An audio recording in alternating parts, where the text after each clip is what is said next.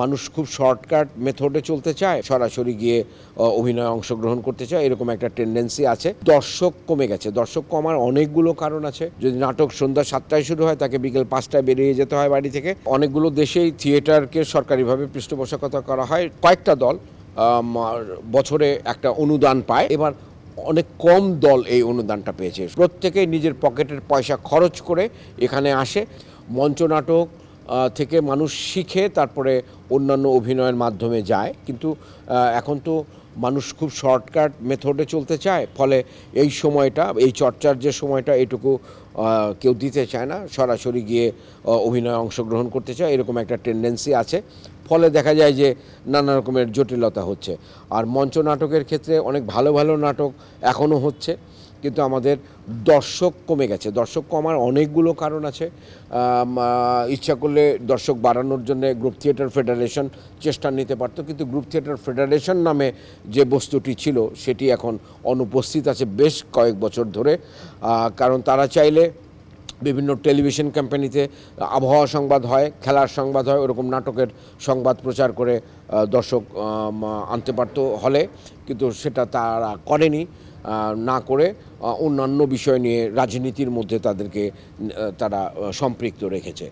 এটা একটা প্রধান বিষয়। আর দ্বিতীয় বিষয়টা হচ্ছে যে বর্তমানে ঢাকা শহরে এক জায়গা থেকে আরেক জায়গায় যাওয়ার যে অবস্থা, একটি নাটক দেখতে আসলে একজন দর্শককে অর্থনৈতিকভাবে খুব কম টাকা দিয়েই নাটকটা দেখা যায়, কিন্তু তার জন্যে যে বিভিন্ন জায়গা থেকে আসা এবং বাড়িতে যাওয়া, এটা অন্তত 4 ঘন্টা সময় তার হাতে নিয়ে আসতে হয়। আর নাটক যদি হয় 2 ঘন্টা, দ্যাট ইজ 6 ঘন্টা সময় নিয়ে তাকে বেরোতে হয়।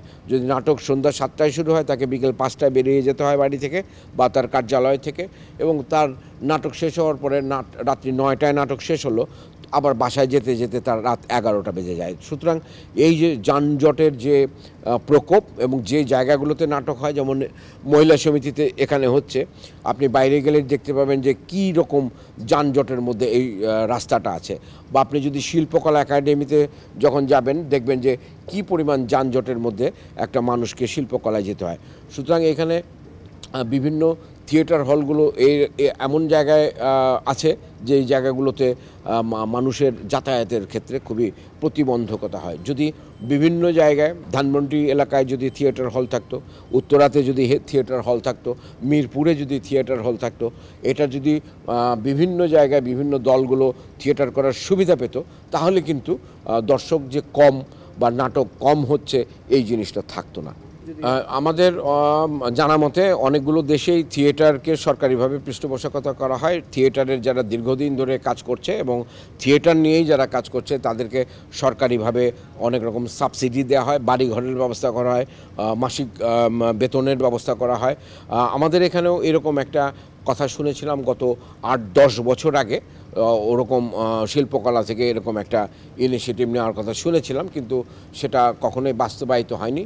আর সরকারিভাবে বেশ কয়েকটা দল বছরে একটা অনুদান পায়।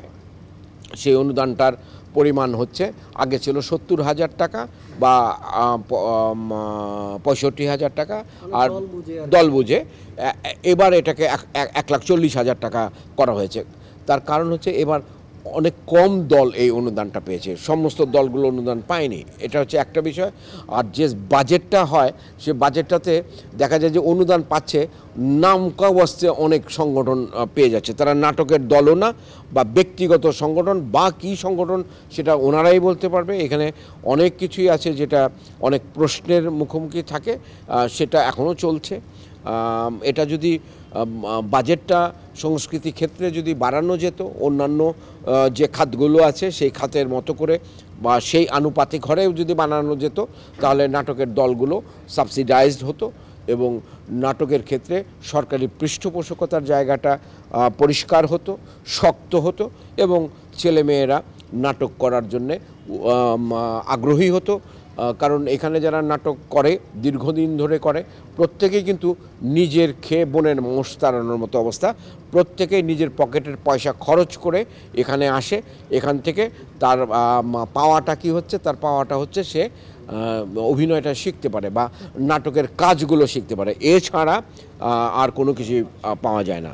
তো যারা দীর্ঘদিন ধরে করছে যারা 5 বছর ধরে করছে তাদের হিসাবটা আলাদা, যারা 20 বছর বা 40 বছর ধরে এই কাজটা করছে তাদের হিসাবটা আলাদা হওয়া উচিত।